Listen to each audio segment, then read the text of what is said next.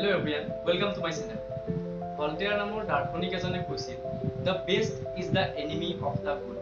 The best is the enemy of the good. মানে যিকোনো এটা কাম ভালকৈ কৰিব বিচৰাৰ শত্ৰুটো হ'ল সেই কামটো আটাইতকৈ ভালকৈ কৰিব বিচৰা। মানে আমি যদি এটা কাম ভালকৈ কৰিব বিচাৰো, সেই কামটো হৈ নুঠাৰ মেইন কাৰণটো হ'ল সেই কামটো আটাইতকৈ ভালকৈ কৰিব বিচৰা। এই ক্ষেত্ৰত মই আপোনালোকৰ লগত এটা এক্সপেৰিমেন্ট শ্বেয়াৰ কৰিব বিচাৰিছো। এক্সপেৰিমেন্টটো কৰিছিলে আমেৰিকাৰ ফ্লৰিডা ইউনিভাৰ্চিটিৰ এজন প্ৰফেসৰ আছিলে। প্ৰফেসৰজনৰ নাম আছিলে জেৰি ৱেলছমেন। তেখেত এজন ফটোগ্ৰাফিৰ প্ৰফেসৰ আছিলে আৰু তেখেতে কি কৰিছিলে, যেতিয়া সেমিষ্টাৰ ষ্টাৰ্ট হৈছিলে, মানে ছমহীয়া পাঠ্যক্ৰমটো ষ্টাৰ্ট হৈছিলে, প্ৰথম দিনাই যিমানবিলাক ষ্টুডেণ্ট আছিলে ষ্টুডেণ্টবিলাকক দুটা ভাগত ভাগ কৰিছিলে। বাওঁফালে লেফ্ট সাইডত বহাখিনিক এটা বেলেগ গ্ৰুপ কৰিছিলে আৰু ৰাইট সাইডে বহাখিনিক এটা বেলেগ গ্ৰুপ কৰিছিলে। বাওঁফালে বহাখিনিক নাম দিছিলে কোৱান্টিটি গ্ৰুপ বুলি নাম দিছিলে। কোৱান্টিটি মানে হ'ল সংখ্যা, আৰু ৰাইট সাইডে বহাখিনিক নাম দিছিলে কোৱালিটি গ্ৰুপ। কোৱালিটি মানে হ'ল গুণ, মানে কোৱালিটিটো চাব, মানে গুণৰ ওপৰত চাই পেলাই মাৰ্ক দিব। তাৰপিছত কোৱান্টিটি গ্ৰুপটোক কি কৈছিলে, তেওঁলোকক নাম্বাৰ দিম বুলি কৈছিলে বা গ্ৰেড দিম বুলি কৈছিলে। যোনে বেছি ফটো উঠাব পাৰে তাক এ গ্ৰেড দিব।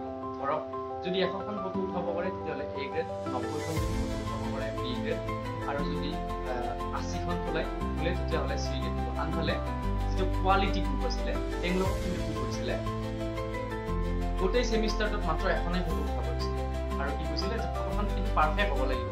পাৰফেক্ট হ'লে ভাল গ্ৰেড দিব, মানে এ গ্ৰেড দিব। সেমিষ্টাৰটো শেষ হোৱাৰ পিছত, মানে 6 মাহৰ পিছত যেতিয়া ফটোবিলাক দুটা গ্ৰুপৰ পৰা ফটোবিলাক ছাবমিট কৰিলে, তেতিয়া প্ৰফেসৰ জেৰি ছাৰপ্ৰাইজ হ'ল। কিয়নো আটাইতকৈ ভাল ফটো হৈছিলে, আপোনালোকে যিখনত ভাল ফটো উঠাইছিলে সেইকেইখন ফটোকেইখন কিন্তু কোৱান্টিটি গ্ৰুপেহে উঠাইছিলে। কোৱান্টিটি মানে যাক বেছিকৈ ফটো উঠাব দিছিল, কোৱালিটিৰ কথা কোনো কোৱা নাছিলে।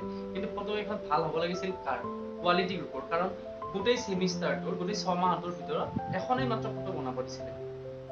কাৰণ যিটো কোৱান্টিটি গ্ৰুপ আছিলে তেওঁলোকে যিমান ফটো উঠাইছে, প্ৰথমতে যদিও ফটোকেইখন ভাল হোৱা নাছিলে, কিন্তু পিছত সিহঁতে নিজৰ স্কিলটো ডেভেলপ কৰি প্ৰথম সিহঁতে কি কৰিছিলে, যিখিনি ভুল আছিলে সেইখিনি শুধৰাই পেলাই পিছত সিহঁতে স্কিলটো ডেভেলপ কৰিছে আৰু ফটোবিলাক বেলেগ বেলেগ এংগলত বিভিন্ন ধৰণে মাৰিছিলে। সেইকাৰণে সিহঁতৰ পিছৰ ফটোবিলাক ভাল হৈ গৈছে।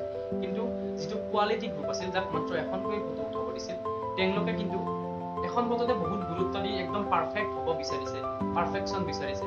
সেইকাৰণে তেওঁলোকৰ যিটো ফটো আছিলে, ফটোখন কিন্তু এখন এভাৰেজ ফটোহে হৈ থাকিল, মানে মিডিয়াম ফটো এখন। কিন্তু আটাইতকৈ ভাল হ'ল কোৱান্টিটি। সেইকাৰণে কোৱা হয় practice makes a man perfect. মানে যিমানে প্ৰেক্টিচ কৰি থাকিব আমি সিমানে পাৰফেক্ট হ'ব পাৰিম যিকোনো কাম। আৰু যদি যিকোনো কাম আমি সমাধান কৰিব লগা হয়, সেইকাৰণে কি কৰিব লাগে, প্ৰথমতে আমি বেছি পাৰফেকশ্যনত গুৰুত্ব দিব নালাগে যে মই মোক কৰিম এনেকৈ কৰিম। কামটো ৰৈয়ে থাকিব, ষ্টাৰ্টে নহ'ব। সেইকাৰণে আমি জাষ্ট কামটো ষ্টাৰ্ট কৰি দিওঁ আৰু আমি অলপ অলপকৈ ডেভেলপ কৰি গৈ অলপ ভাল হৈ গৈ কামটো হ'ব পাৰফেক্ট নিজে। সেয়েহে আমি আমাৰ জীৱনত কৰিব বিচৰা কামবিলাক একদম পাৰফেকশ্যনলৈ ৰখি নাথাকি আৰম্ভ কৰি দিব লাগে। সময়ৰ ফটোত আমাৰ যেতিয়া আমি স্কিল ডেভেলপ হৈ গৈ থাকিব, পাৰফেকশ্যন হৈ থাকিব লাহে লাহে, আৰু এইটোৰ কাৰণে সময়ৰ প্ৰয়োজন। গতিকে পাৰফেকশ্যনলৈ লৈ নাথাকি আমি কৰিব বিচৰা কামবিলাক আৰম্ভ কৰি দিব লাগে। Thank U.